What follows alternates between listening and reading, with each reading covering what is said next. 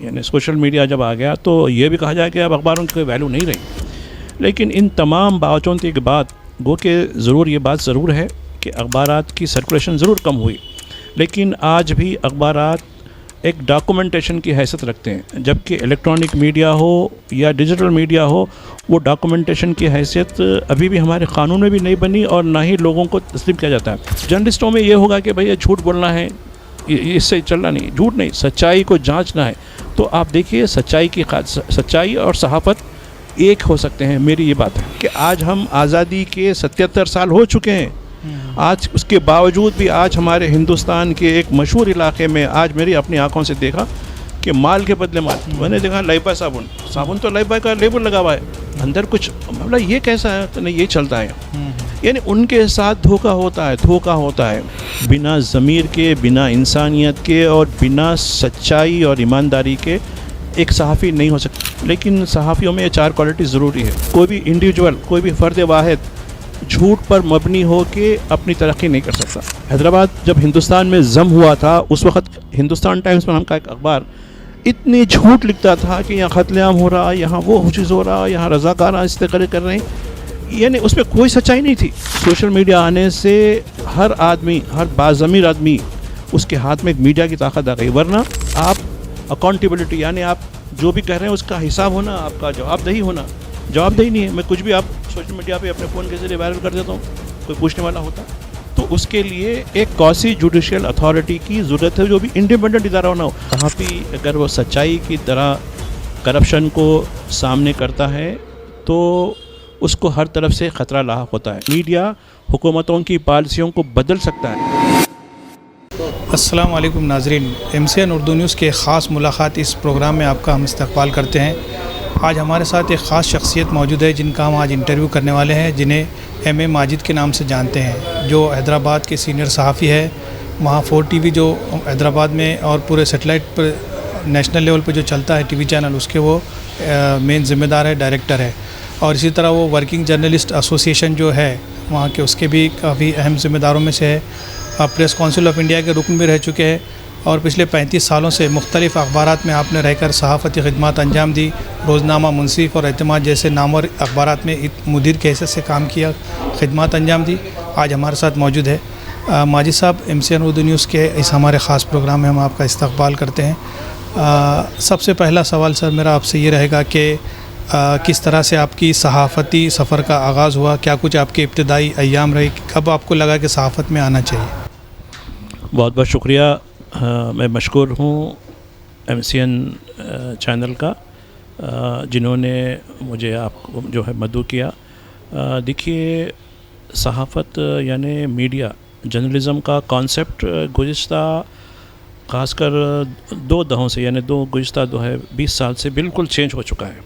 صحافت پہلے ایمانداری، صداقت، سچائی، عوامی ترجمان کی ترتیب یعنی اس کو جو ہے نمایاں کرنے والی بتائی جاتی ہے.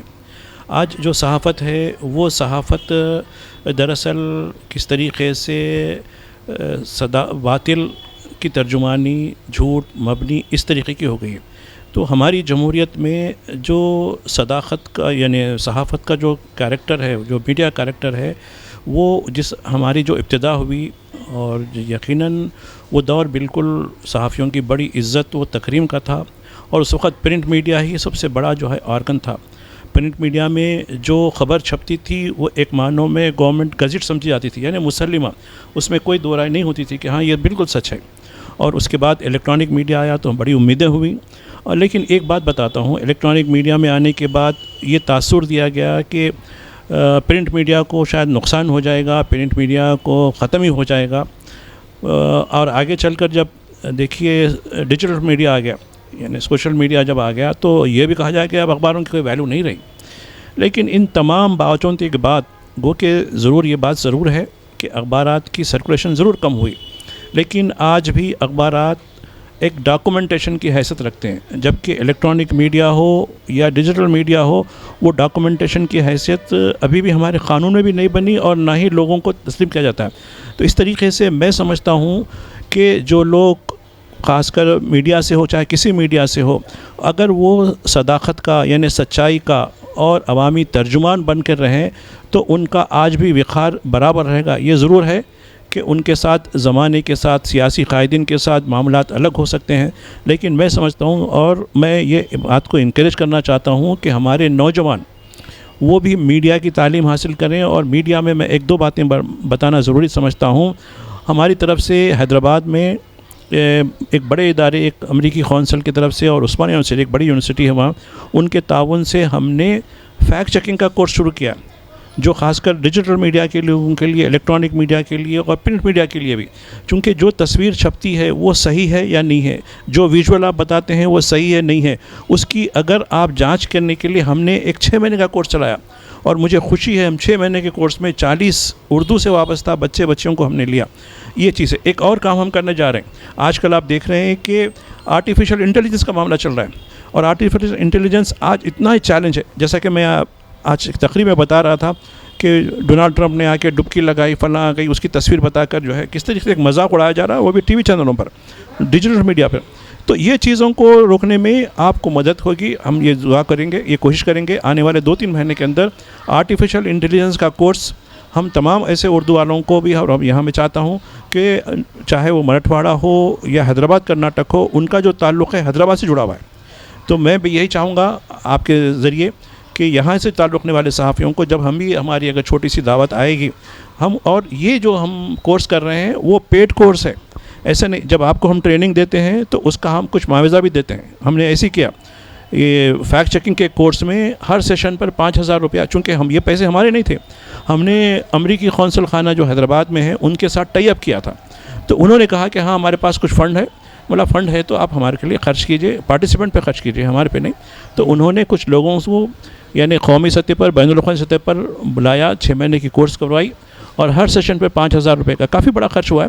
اس سے یہ ہوا کہ ہمارے جو جرنلسٹ ہیں, اب جرنلسٹوں میں یہ ہوگا کہ بھئی یہ جھوٹ بولنا ہے, اس سے چلنا نہیں, جھوٹ نہیں, سچائی کو جانچنا ہے. تو آپ دیکھیے سچائی اور صحافت ایک ہو سکتے ہیں, میری یہ بات ہے. ماجد صاحب, آپ کا کافی تفصیلی اور کافی طویل تجربہ رہا ہے صحافت میں. تو آپ کے انتہا 35 سالہ صحافتی سفر میں اگر ہم کچھ یادگار لمحات کی بات کریں, یا آپ کے صحافتی کیریئر کا کوئی یادگار واقعہ اگر ہم اس کے تعلق سے آپ سے پوچھیں, تو کیا آپ کے ذہن میں کچھ ایسے یادگار ہے باتیں؟ ہاں, یادگار تو بہت سی چیزیں ہیں اور کس چیز کو چل, لیکن میں ایک چیز, میں اپنے رپورٹنگ کے دوران, میں بنیادی طور پر جب میں ایک بڑا اخبار ہے سیاست اردو کا ہے, وہاں کے لیے کام کر رہا تھا, تو اور مجھے بڑی آزادی ملی تھی وہاں کام کرنے کی. میں وہاں ہمارے تیلگو کے ساتھیوں کے ساتھ مل کر کام کرتا تھا.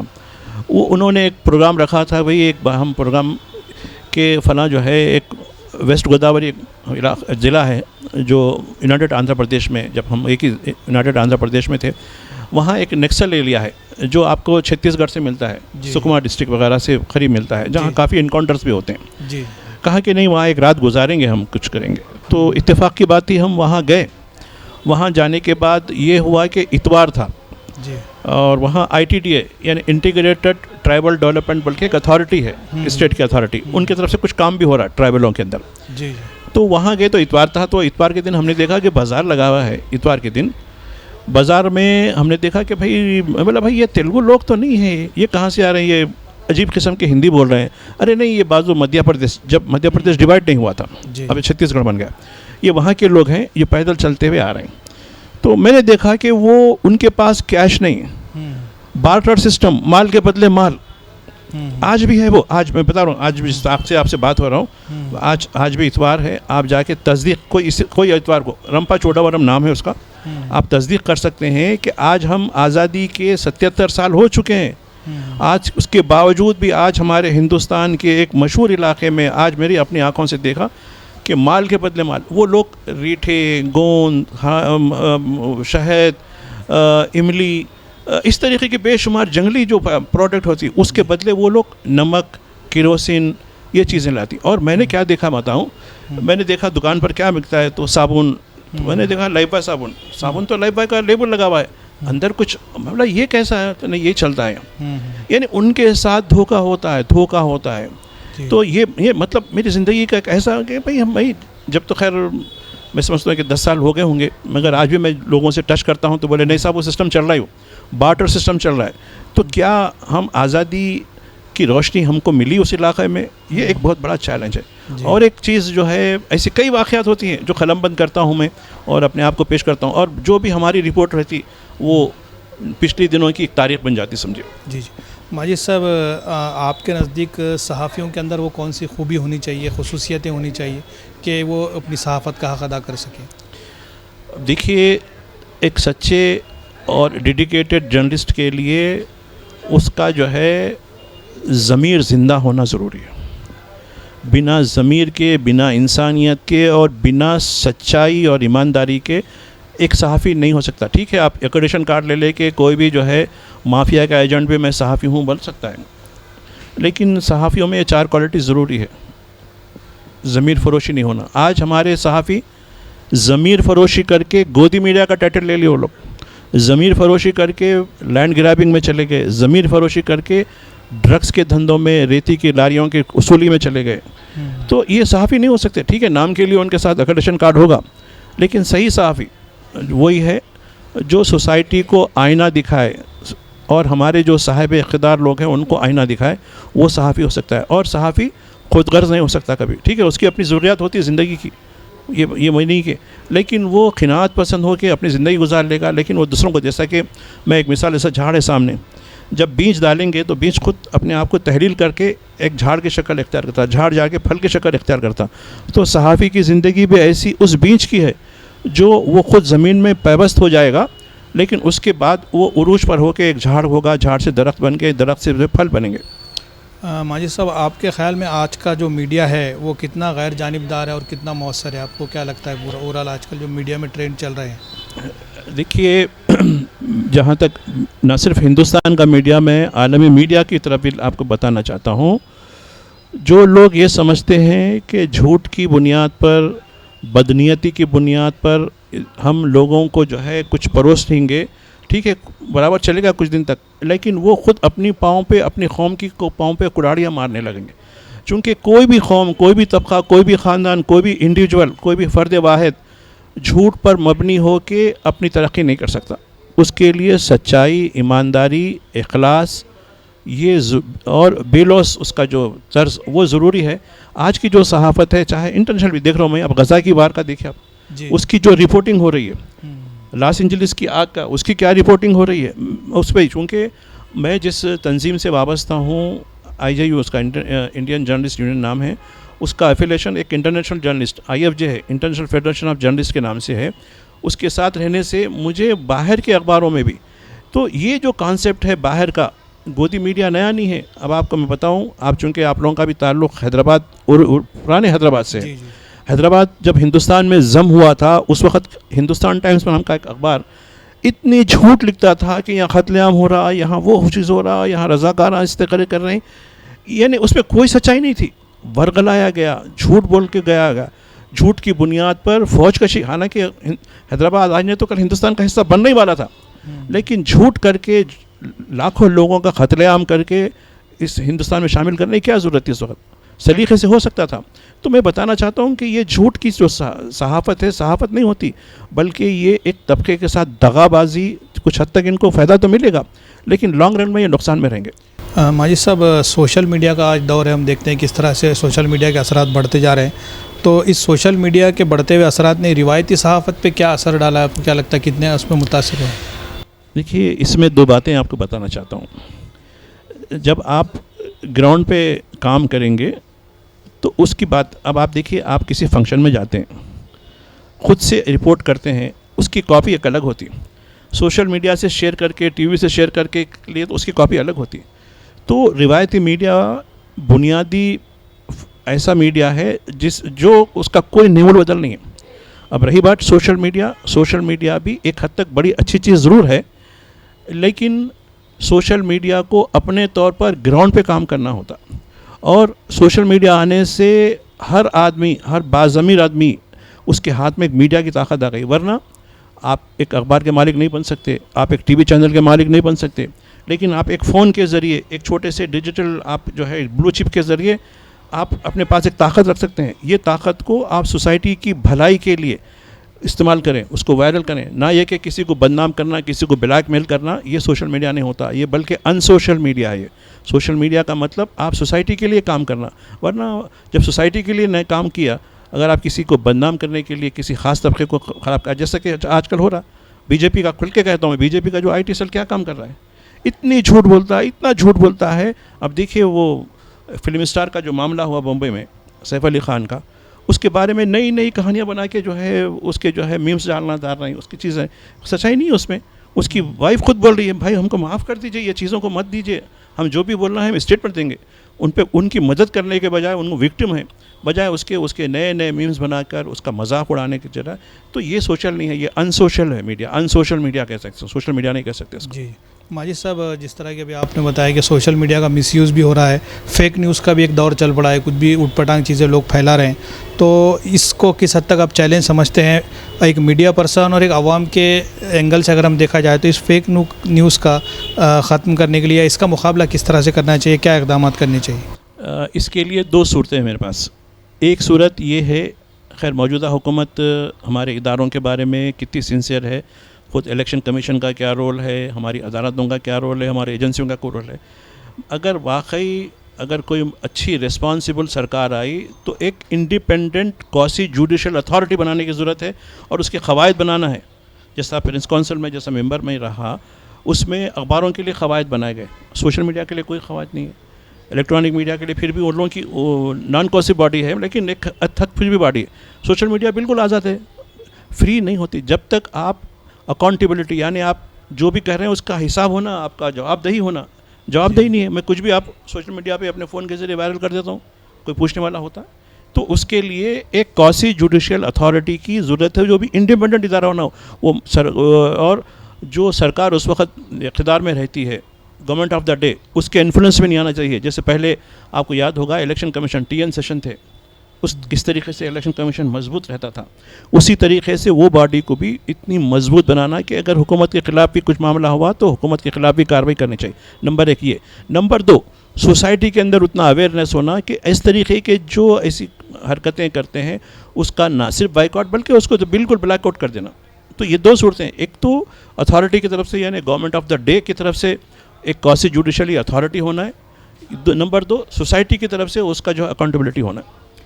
جہاں تک ہم صحافیوں کو درپیش چیلنجز کی اگر ہم بات کریں تو آپ کے نزدیک ایسے کون سے چیلنجز ہیں جو صحافیوں کو جن کا سامنا کرنا پڑ رہا ہے, اس کو کس طرح سے اس کو فیس کرنا پڑ رہا ہے, کون کون سے چیلنجز کو آپ چیلنج کے حصے سے سمجھتے ہیں؟ اب دیکھیے سب سے بڑا جو صحافی اگر وہ سچائی کی طرح کرپشن کو سامنے کرتا ہے تو اس کو ہر طرف سے خطرہ لاحق ہوتا ہے. اگر سرکاری اداروں میں کرپشن ہے تو جو پاورفل لوگ رہتے ہیں وہ کرتے. اب آپ دیکھیے گزشتہ دنوں ایک صحافی کا جو ہے چھتیس گڑھ میں جو ہے ان کا وہ ہو گیا, اس نے کرپشن کے لیے کچھ دن پہلے آواز اٹھائی تھی. اس سے پہلے ہماری ریاست میں جو سینڈ ہوتی ہے, ریت جو ندی سے نکالی جاتی ہے, اس کی گاڑیوں کے بارے میں جو ہے کرپشن جو ہو رہا تھا وہ کیا تو سینڈ کا جو مافیا اس کو ختم ہی کر دیا. یہ ایک سیکورٹی چیلنج ہے. اب آپ دیکھیے میں پھر بھی مہاراشٹر سرکار کی تھوڑی سی وہ کرتا ہوں, پچھلی سرکار نے یہاں صحافیوں کے لیے ایک سیکورٹی ایکٹ بنایا. خیر وہ اس کا عمل ہو رہا نہیں ہو رہا مجھے اس کے بارے میں تو اتنی جانکاری نہیں ہے, لیکن ایک قانون تو ہے. اور ایک چیز جہاں تک ہے کہ سرکار جب ایکریڈیشن دے رہی ہے کسی صحافی کو تو اس کے ساتھ اس کا ایک جو ہے لائف کا انشورنس بھی اس کو دے, تاکہ کیونکہ کل کے دن ٹھیک ہے ہم لوگ کسی کا اگر اس طریقے سے معاملہ ہو جاتا ہے تو تھوڑی تعزیت کر لیتے ہیں, تھوڑا بہت کچھ کر سکتے ہیں, لیکن سرکار اس کے خاندان کے لیے کیا کرے گی؟ تو اس کی ایک سیکورٹی ضروری ہے. وہ بھی اپنی خاندان کے لیے بریڈ بٹر کا جو ہے وہ کرنے والا ہے, تو اس کے لیے بھی میں سمجھتا ہوں کہ اس کے لیے بھی کچھ نہ کچھ جب ایکریڈیشن دیا جاتا ہے تو اس کو لائف کی انشورنس سے اس کو لنک کرنی چاہیے. ماجد صاحب جیسا کہ ہم دیکھ رہے ہیں کہ آرٹیفیشیل انٹیلیجنس کا دور بڑھ رہا ہے, ہر فیلڈ میں جو سے نئے نئے رجحانات آ رہے ہیں, نئی نئی چیزیں آ رہی ہے. صحافت کو بھی ظاہر سی بات ہے ان تمام چیزوں سے اب گزرنا پڑے گا. تو آپ کو کیا لگتا ہے ایک صحافی کو اس نئے جو AI کا زمانہ ہے, آرٹیفیشیل انٹیلیجنس یا چیٹ GPT کا زمانہ, تو ان پورے چیزوں میں کس طرح کی مہارت ان کو حاصل کرنی ہوگی تاکہ اس چیلنجز دیکھیے ہم ٹیکنالوجی کو پوری طریقے سے رد نہیں کر سکتے بلکہ ٹیکنالوجی کو پازیٹیو ڈیولپمنٹ کے لیے استعمال کر سکتے ہیں. یہ ہمارے لیے اچھا ہی ہے.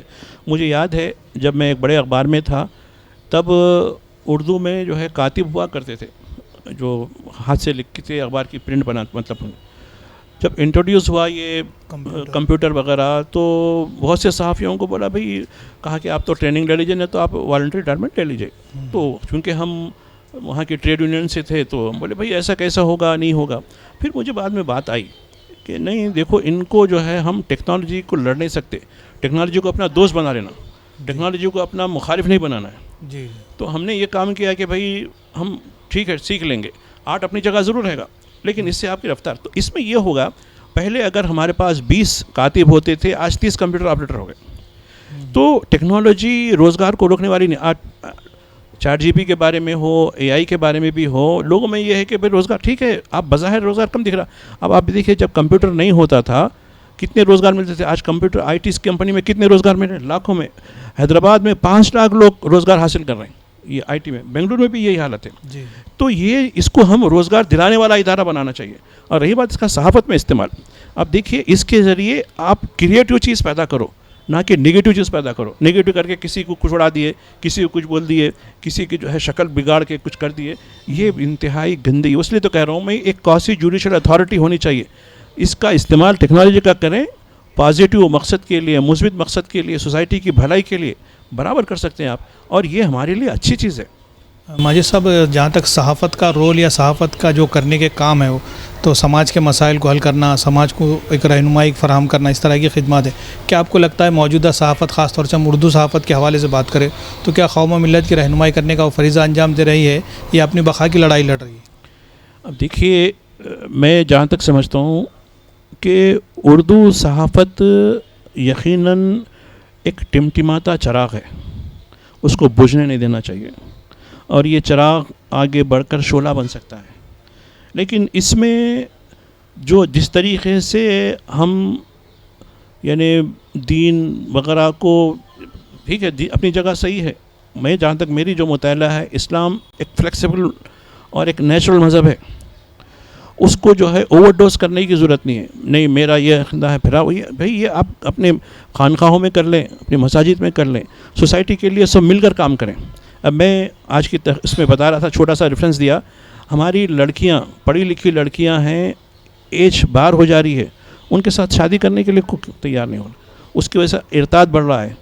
اپنی زبان سے، کلچر سے، مذہب سے ان کو اتنا دور رکھ دیا گیا ہے. کیریئر کے نام پہ میں کئی ایسے بچوں کو جانتا ہوں کیریئر میں تو نمبر 1 ہے، اچھی بڑی تنخواہیں مل رہی ہیں، لیکن اخلاق میں، کردار میں، دین کی فہمی میں وہ زیرو ہو گئے. تو یہ اردو صحافت کا کام ہے. ماجد صاحب، آپ سے ہمارا ایک سوال یہ رہے گا کہ کچھ لوگ اب بھی صحافت کو ایک ایز اے روزگار کریئر کے طور پر دیکھ رہے ہیں. ایسے جو لوگ صحافت کے میدان میں آنا چاہتے ہیں، ان لوگوں کو آپ کیا مشورہ دینا چاہتے ہیں؟ دیکھیے جو لوگ خاص کر جو اردو ماحول سے ہیں، اردو تہذیب سے جڑے ہوئے ہیں، ان میں 2 چیزوں کی میں کمی دیکھتا ہوں. یقیناً جو اردو بیک گراؤنڈ کی جو طبقہ ہے، کمیونٹی ہے، وہ میڈیسن میں بہت آگے ہے، انجینئرنگ میں بڑی آگے ہے، خاص کر فارمیسی کے کورسز میں آگے دکھتی ہیں، مینجمنٹ کے کورسز میں آگے دکھتی ہیں. لیکن 2 شعبے میں بڑی کمی دکھتی ہے. ایک تو میڈیا، دوسرے لیگل جو ہے ہماری جو نالج ہے، خاص کر جو ہے لا کی ایجوکیشن میں. یہ 2 چیزوں میں کمی ہے جس کی وجہ سے یہ طبقے کو پریشانی بھی ہو سکتی ہے. تو میں چاہتا ہوں، آپ نے چونکہ میڈیا سے متعلق بات کی ہے، ہم یقیناً میڈیا کی تعلیم ضرور حاصل کریں.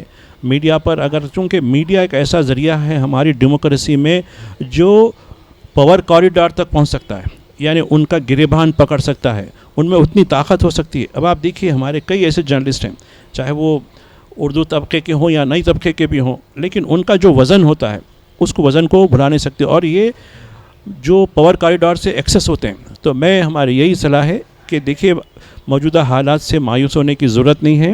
میڈیا کی تعلیم حاصل کریں اور برابر آگے بڑھیں. اور جہاں تک رسک کی بات ہے، اب آپ دیکھیے اگر آپ اچھا کنٹینٹ دیں گے آپ خود رسک پیدا کر سکتے ہیں. اور آج میں کئی میرے انگریزی کے، ہندی کے جو ساتھی ہیں وہ اکثر بولتے ہیں کہ یار مجھے اچھے ٹیلنٹس کی ضرورت ہے، آپ کی کمیونٹی کے اچھے لوگ جو اردو بیک گراؤنڈ کے ہیں، یعنی مسلمان ہیں، وہ لوگ مجھے ضرورت ہے. ان میں اچھا لکھنے والا نہیں آتا، اور لکھے بھی پڑھ لکھ کے بھی ہے تو ان کو اچھی پریکٹس نہیں ہوتی. تو میں سمجھتا ہوں کہ میڈیا کی تعلیم اچھی چیز ہے، ضرور پڑھیں. میڈیا کے ذریعے آپ دیکھیے میڈیا کی جو قدر ہے، میڈیا حکومتوں کی پالیسیوں کو بدل سکتا ہے. اس کی وجہ سے یقیناً تو ہم اس شعبے میں بالکل ہم اپاہج نہیں ہونا چاہیے، ہینڈی کیپ نہیں ہونی چاہیے، چاہے وہ قانون کا شعبہ ہو یا میڈیا کا شعبہ ہو. تو میری یہی صلاح ہے آپ ڈیڈیکیشن کے ساتھ اپنی تعلیم کو آگے بڑھائیں اور میڈیا کی تعلیم حاصل کریں.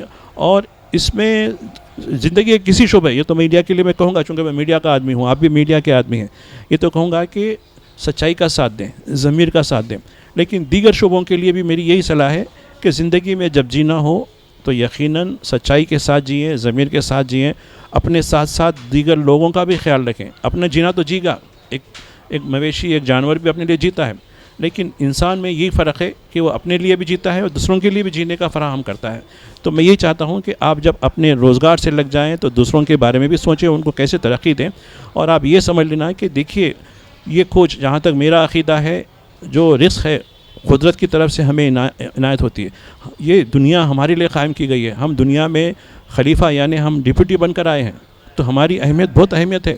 اور آج کل میں دیکھ رہا ہوں کہ ہیومن ریسورس ڈیولپمنٹ، آپ دیکھیے کوریا میں یہ ہو رہا ہے، کوریا میں جو خاتون 13 بچے پیدا کرتی ہے نیشنل ایوارڈ دیا جا رہا ہے. چین میں جو کل تک جو ہے ایک ہی اولاد کے اوپر ہوتا تھا، وہاں اب 3 بچوں کے بلکہ اب آپ کھلا کر دیا گیا. تو یہ مت سمجھیے کہ یہ جو ہیومن ریسورس ڈیولپمنٹ ہے، یہ آرٹیفیشل انٹیلیجنس آ جاندی ہے، چیٹ جی پی جتنی بھی آ جاندی ہے، ہیومن ریسورس کی کوئی آلٹرنیٹ نہیں ہو سکتی. تو ہیومن ریسورس کو اہمیت دیجیے. اب جہاں تک ہو سکے اپنی صلاحیتوں کا، چونکہ جو برین ہوتا ہے خدا کا ایسا بڑا جو ہے ہمارا عطیہ ہے، گفٹ ہے، جو دیگر طبقات، دیگر جو جاندار ہیں ان کو نہیں ملتا ہے. تو میں یہی توقع رکھتا ہوں کہ اس کے ذریعے یقیناً لوگ آگے بڑھیں گے، اپنے ہوش و حواس کے ساتھ، اپنے دین اور دنیا کے ساتھ انصاف کریں گے. اور سب سے بڑی بات صداقت اس کی کنجی ہونی چاہیے، ضمیر اس کی کنجی ہونی چاہیے. جی ناظرین، یہ تھے ایم ایم ماجد صاحب جو ہم سے بات کر رہے تھے. ان کی گفتگو سے ہم انداز لگا سکتے ہیں کہ ان کا جو پورا صحافتی سفر رہا ہے، کس طرح کے حالات کو انہوں نے قریب سے دیکھا ہے، کیا کچھ وہ محسوس کرتے ہیں، کن مختلف مسائل پہ ان کا کیا موقف ہے. یہ تمام باتیں انہوں نے ہم سے کی ہے. ہم ان کا بہت بہت شکر ادا کرتے ہیں کہ ان کے مصروف ترین شیڈول میں انہوں نے ہمارے لیے وقت دیا ہے. اور اگلے انٹرویو میں ہم کسی نئی شخصیت سے آپ کو روبرو کرائیں گے اور ان سے بات چیت کریں گے. تب تک کے لیے اجازت دیجیے. اللہ حافظ.